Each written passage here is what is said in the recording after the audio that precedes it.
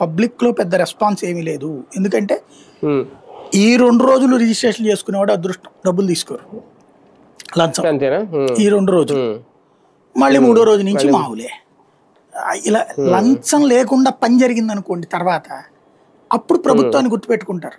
అరే భలే చేశారు రేట్లు, ఏసీబీ రేట్ చేసేటప్పుడు భయపడ్డారు అని. అప్పుడు 2వ సారి మళ్ళీ వెళ్ళి పబ్లిక్ కంప్లైంట్ ఇచ్చుకుంటారు, ఇట్లా చేస్తున్నారండి అని చెప్పేసి. ఇప్పుడైతే పెద్దగా ఎవరు ఏమి నమ్మే పరిస్థితుల్లో లేరు.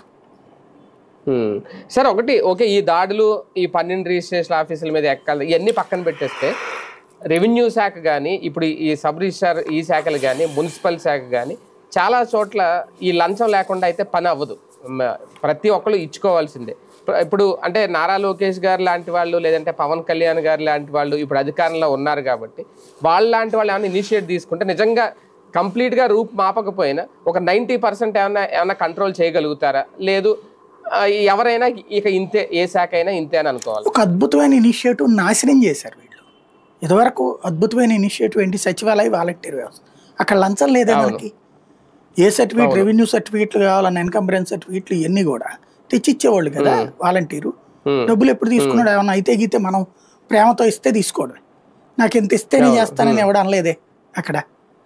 వీళ్ళు మనకు సహజసిద్ధంగా ఉన్నటువంటి గిఫ్ట్ మెంటాలిటీతో ఇచ్చిన వాళ్ళు ఉన్నారు, ఇవ్వలేదని చెప్పను.